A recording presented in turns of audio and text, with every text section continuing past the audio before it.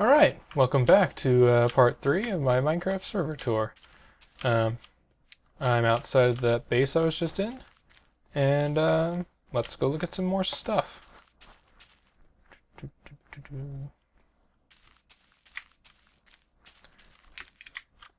Ah, there's something interesting down there in the water.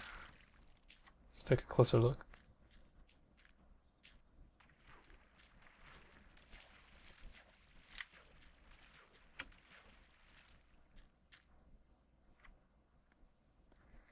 Yep, this is mine. I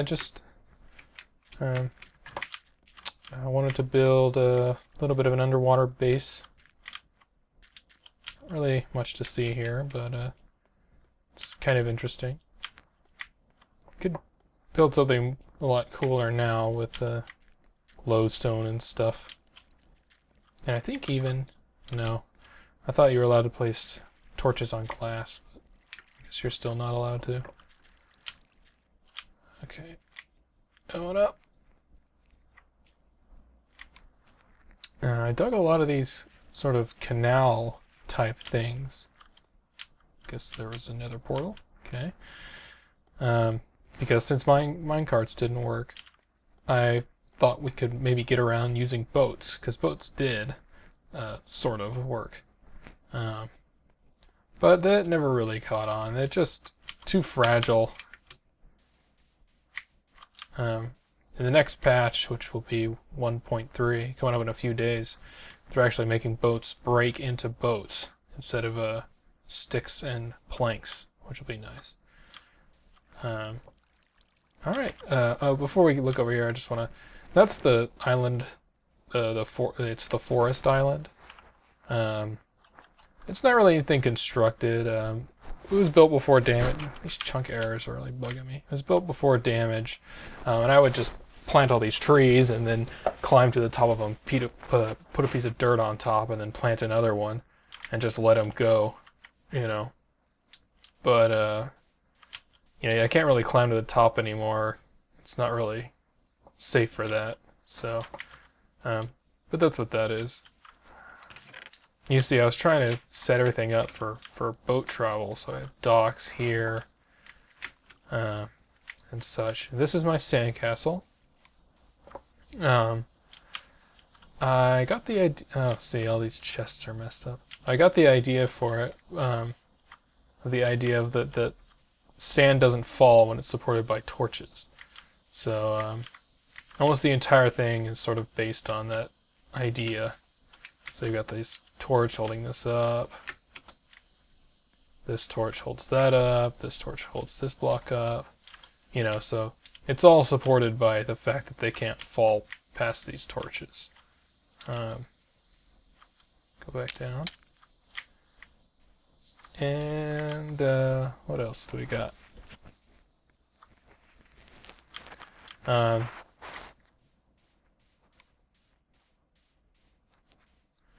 Over here we've got the Pit of Despair, which is a Princess Bride reference. Probably pretty dangerous because I never put any lights in. Just a big hole that I dug out. Pretty friggin' massive. I was gonna make a giant... My eventual plan was I was gonna make a huge hole and then put some giant structure sort of like floating in it. But obviously, I never even finished with the hole. This was meant to go all the way down to obsidian. Still, it's a pretty impressively large hole. Hang on, I'm going to set the time. Normally I don't do this, but just for recording purposes. So yeah, that's the pit. And there's one other thing left in this area to show you before we move on. And that is the canals. Once again, lanterns. Oh, that's pretty funny. At some point, Notch was going to make a patch which got rid of, made torches so they disappeared, and they would be replaced by lanterns. And lanterns were going to be a lot more difficult to make. But in the conversion, all the torches would be turned to lanterns. So as a precaution, I made a bunch of torches so it would have extra lanterns. So now I just have a box of torches labeled lanterns. That's pretty funny.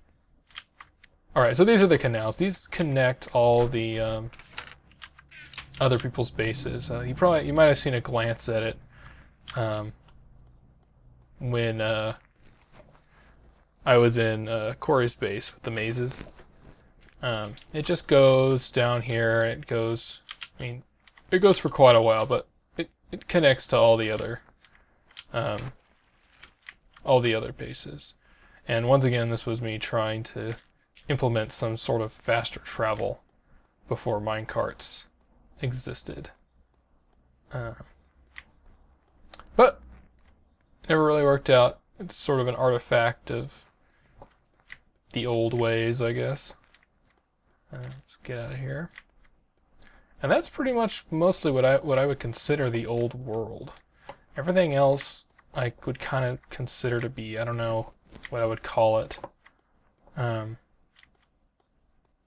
Sort of where we went after the old world. We sort of expanded this way, because we were originally kind of stuck on these little islands, and then we slowly started to push more and more this way. This sandcastle was kind of the first, because this is like off the island a little bit. And we just started kind of beginning to push away. So maybe the first thing you'll notice is this tower here. We call these the two towers because you can't see it right now, but there's actually a sister version of this tower that looks exactly the same. There it is.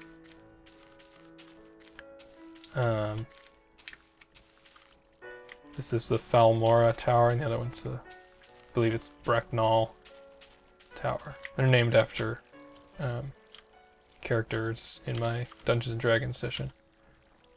So if we go up here, you can actually access the tower itself. Let's go up.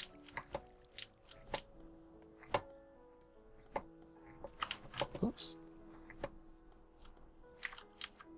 Got a nice view here. There's the other tower. When I was building these, I actually built a platform that went all the way from this edge over to that tower, just to ensure that they are exactly the same height.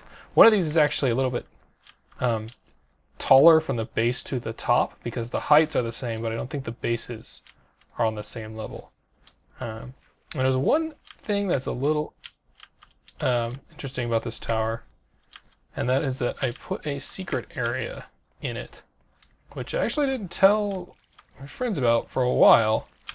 So you go down here, follow the water down in this sort of secret area under the tower.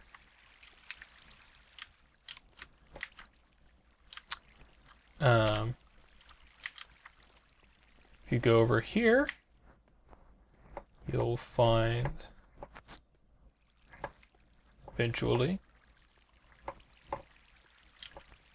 a interesting room here, and this was another portal because it never got activated, but originally it was going to be like a secret entrance into this place. And the other area of this sort of secret place is over here. Down.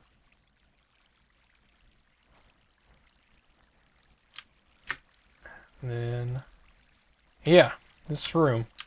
Eventually I was going to put a fire in here. I probably should, but I used to have a bunch of valuable things in here, obsidian and gold and diamonds and stuff like that, but it all got moved to some of my later constructions. All right, well, I guess that's all I've got to show you for part 3. I hope you enjoyed, and I'll stay tuned for part 4. All right, bye-bye.